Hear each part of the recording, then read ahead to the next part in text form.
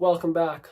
My name is SpitFire. I'm going to give you my guide on how I would run through the first 3 dates with her. The first location of the date, something outdoors. This could be a walk in the park, a hike, a walk on a greenway. Now, why I would do this is because this requires no money. This requires nothing fancy. This is the key test to find out if she likes you for you. I wouldn't want to be with a woman who doesn't like me for me. And a woman doesn't want to be with a man that she doesn't like for him. It benefits both me and the woman to do something extremely quote-unquote bland for the scenery, right? Because the scenery is bland, as in it's not fancy, it's not exquisite, it's not high-end, it's not luxury. But I'll tell you what, it is exquisite high-end luxury. You know why it's exquisite high-end luxury? It doesn't matter where I take her, because I know that the date is not about the external. The date is about the internal. The date is about the dynamics between us. The date is my tonality. The date is how I make her feel. The date is how I make her emotions run wild. Sex is good, but I am not primarily focused on sex. If I was primarily focused on sex, I would have another thing coming, and that thing would not be good. I am primarily focused on getting her wrapped around my finger. I am primarily focused on the mental aspect, because women are emotional. Women form a bond when they are away from you. Women will not form a bond with the reality of me before they form a bond with the mystery of me. I always keep the intrigue. I always keep the mystery. She asks me something about myself. I say a quick response. I may give her a little bit of a joking response.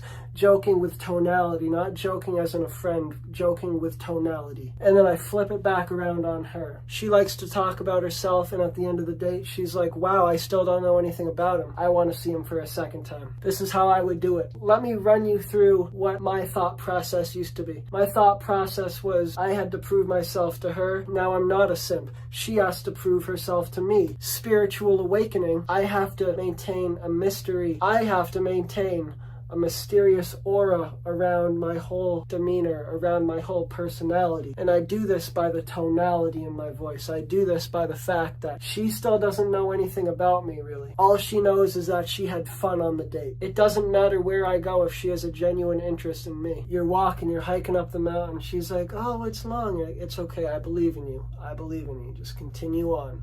You're strong. I believe in you. Joking like that. You're not giving her any friendly vibes. You're atop the mountain. She's like, oh my God, I can see so much from here. And like, you can see so much from here? Well, you're going to see so much more, both from a literal and metaphorical perspective, if you continue on this journey with me, this spiritual journey. Because I believe in us. You can say that if you have tonality, if you achieved the right amount of bond with her. I was going to say bondage. The right amount of bondage, 50 shades of gray in this bit. If you've managed to develop a bond with her via the correct communication skills up that mountain, you can do it. Listen, this is what works for me. I'm not saying this is going to work for you. I'm not saying it's not going to work for you. I'm saying this is what's worked for me. You're going down the mountain. She's like, oh, I'm going to have a good sleep tonight. You're like, yeah, I'm going to have a good sleep tonight too. Hey, I want you to dream about me, okay? I want you to dream about me on top of that mountain, okay? I want you to dream about all the birds. I want you to dream. I want you to feel your senses. I want you to feel the birds tweeting. I want you to feel the crickets cricketing, the crickets chirping, whatever the fuck crickets do. Don't say whatever the fuck crickets do. Incorporate the 5 senses with tonality. 5 senses with tonality. Women are emotional. Women fall in love with what they hear. Men fall in love with what they see at first. And women fall in love with what they hear at first. Fucking quantum physics. Shout out Robert Greene. Since I have priorities, I would wait a little while between the first date and the second date. Along with talking about the 5 senses, you need to actually make her experience that as well. So you have priorities. She does not get to see you. You text her, hey, good morning. I can't talk to you today. I have a lot of things to do. Talk to you later. You talk to her, but you're like, hey, I can't talk to you because I have things to do, but I'll talk to you when I get the chance to. Second date, coffee date. She can have some coffee, if you know what I mean. I would order for her. Hey, she may not even know what she wants to drink. Women want to be led. They don't even know what they want to eat for lunch half the time. I don't know. Women want to be led. This is the same thing I would do for every single date. The pillars of what I would say. The pillars being incorporating the 5 senses into my tonality when I tell her about things, because women are feelers. Women are emotional. They lead with their emotions. So I would cater to her biological wiring. Let's say the coffee date's going well. And at this point, she's already laughing. I've gotten her all in her emotion. She's really feeling me at this point. You know what I would do? I'll go up to her. Hey, take a sip of that coffee for me. You see that little smirk that I did? That very slight smirk that I just made. That's what I would do. It's not even a smirk. It's like smirking eyes. It's a slight smirk, but the eyes, Chico, they never lie. She takes a sip of that coffee. Yeah, good girl. You can have some coffee. I would only do that once. I don't know what it means. She doesn't fucking know what it means. It's up to her imagination, her interpretation. Women fall in love with what they interpret. This is how it's worked for me. How long have you been drinking coffee for? I've been drinking coffee for a little while, not too long.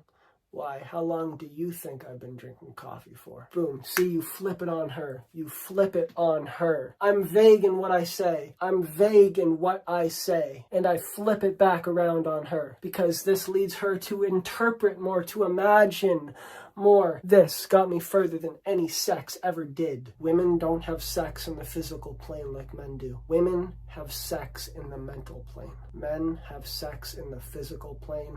Women have sex in the mental plane. You optimize her by having sex with her in the mental, via her imagination, via her interpretation. She has sex with you in the physical plane. I have made more women wrapped around my finger via the mental, infinite fold, not tenfold, infinite fold by having sex with them in the mental. Now, before I get to what I would do for the third date, let me reiterate, do not, I repeat, do not be pushy at all. When a woman likes me, her instinctual drivers allow her to let me lead her. Now, the third date. The roller coaster is not fun if it's always going up.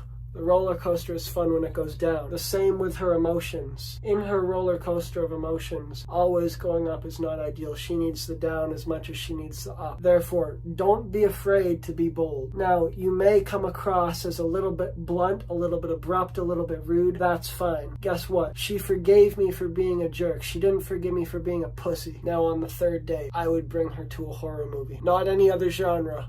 Horror. I wouldn't even speak during the horror movie. I would let her emotions run wild.